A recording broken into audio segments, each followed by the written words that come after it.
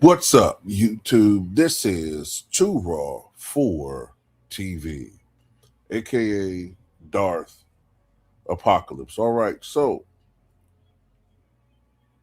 many NBA fans believe that Charania's career is over after Jeanie Buss exposes him as a DEI hire for ESPN. You might recall Charania reported yesterday that the Buss family, who had owned the LA Lakers since 1979, had collectively agreed to sell their equity in the team as part of Mark Walters' $2.5 billion sale. However, hours after the report, Jenny Buss's attorney put out a statement decrying that Charania had, quote, falsely reported that all the Buss siblings had agreed to sell their 17.8% equity in the team. In a statement made by Adam F. Streisand, I should say, the attorney for Jenny Buss, he calls out Charania, Jesse, and Joey Buss for maliciously reporting on the sale of the LA Lakers. The statement suggested that the Buss brothers had been using Charania as a vehicle to get negative information about Jenny to try and discredit her as the successor to their father, Dr. Jerry Buss. Quote, as you know, this afternoon, Charania of ESPN falsely reported that the six Buss siblings voted to sell the 17.8% ownership stake in the Lakers to Josh Kushner and Bob Iger, that my client Jenny Buss is out as controlling owner. This is just the latest instance of a years-long pattern whereby Joey and Jesse Buss leak false, defamatory, and pernicious information for the malicious purpose of doing harm to the Los Angeles Lakers so long as Dr. Buss's chosen successor, Jenny Buss, carries out her father's wishes. On behalf of Jenny Buss, I demand that your clients make clear publicly that Jenny Buss is the controlling owner of the Los Angeles Lakers and that your clients shall take no action on this supposed vote to sell the 17.8% stake. This statement and the specific mention of Charania got the NBA world talking instantly, with many choosing to criticize the NBA expert. One fan wrote, quote, I just don't understand how Shams, the lead NBA reporter at ESPN, can make this type of mistake on a story this big and still hasn't directly addressed the false reporting after Buss's attorney publicly challenged it. Another fan added, Shams stays getting called out, while a third added, Shams' career is over. A fourth fan called for the return of his predecessor, noting, bring Woj back, or Adam Wojnarowski back. Shams just be trying to break the biggest stories. I can't even tell the last time he tweeted anything positive about the Lakers. The youngest Buss siblings fed him the news, but his mistake was not going to Jenny to confirm the news before reporting it. Writing a fifth fan pointing out the misstep from the ESPN insider. Bingo, bingo, excellent point. And lastly, one final fan pointed out how this situation is a direct result of his approach, noting, quote, a direct result of Shams' method of reporting ASAP. He at the minimum sends 3 tweets when he could take an extra minute and report it properly, and at worst, misinforms NBA fans.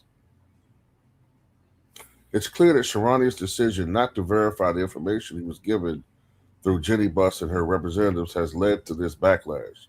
So far, the ESPN insider hasn't responded to the public statement and comments made by Buss and her team, which could change if public pressure continues to mount.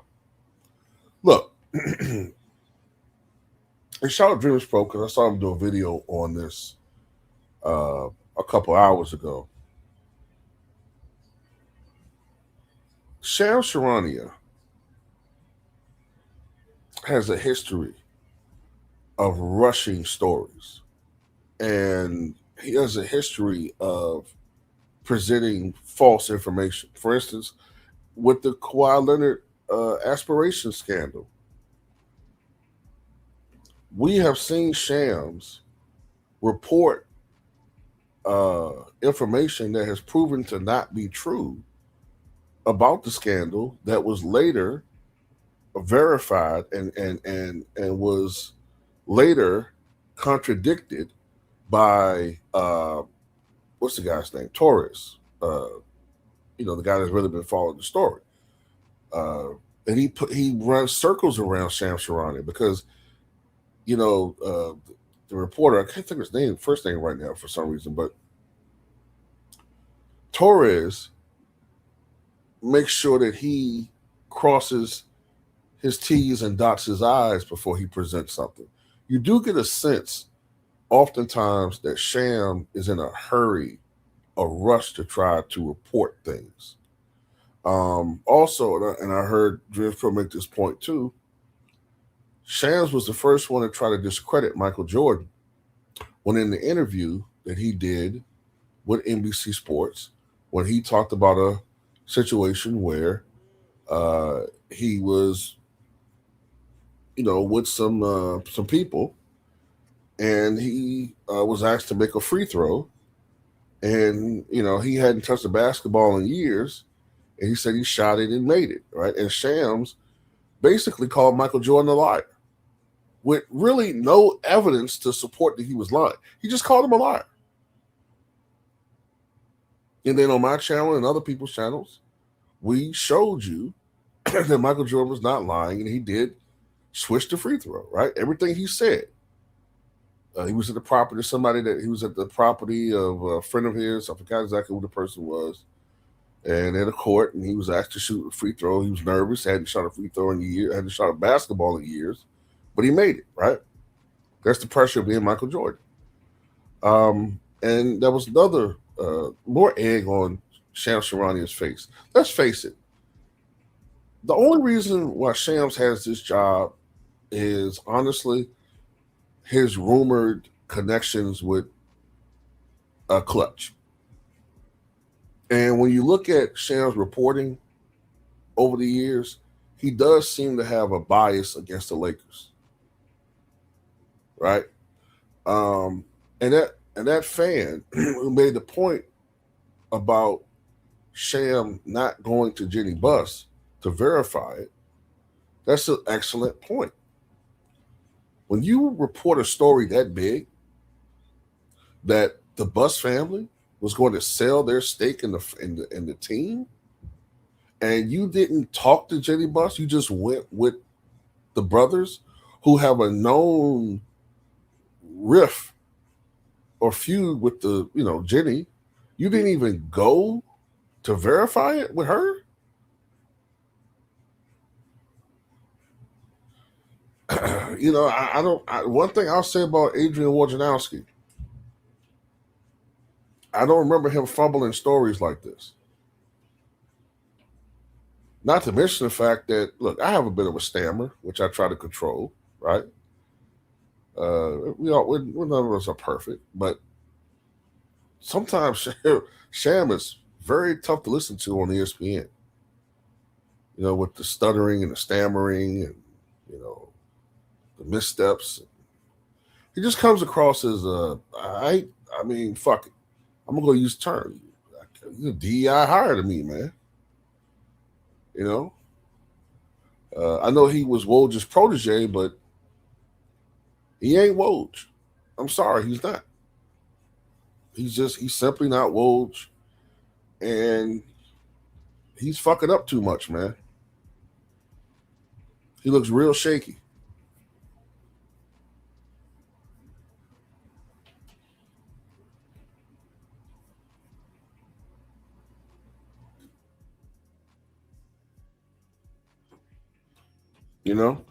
And at the end of the day,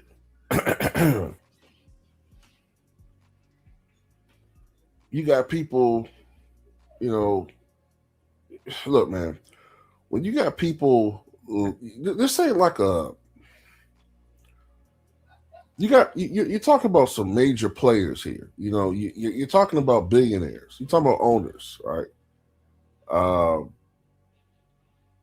When you have the lawyer for an owner calling ESPN and admonishing them on a false story dealing with the potential sale of controlling interests as far as the team, um, like the Lakers.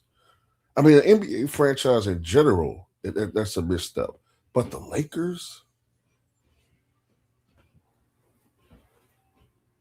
mm-mm.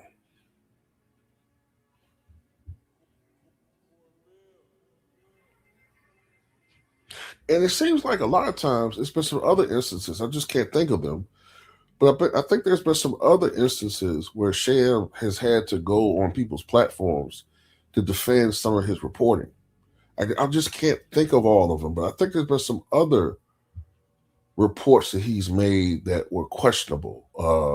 Wasn't there a trade that he reported that ended up being like premature? I can't remember. I could swear it was a trade that he reported that went down. I'm not gonna blame him for the Toronto and Clippers thing. That wasn't really his control. But I could swear it was another trade that he reported, but it was facetious, or it was, there were certain things that still had to be worked out. I can't remember, but anyway, yeah, Sham sucks, man. Plus, I think me personally, I think he's a slimy scumbag. You know what I'm saying? I think he's a slimy scumbag that has an agenda. I don't think he's just out there reporting. I think he works for Clutch, and I think you know, I think he's a piece of shit. That's what I got to say about that.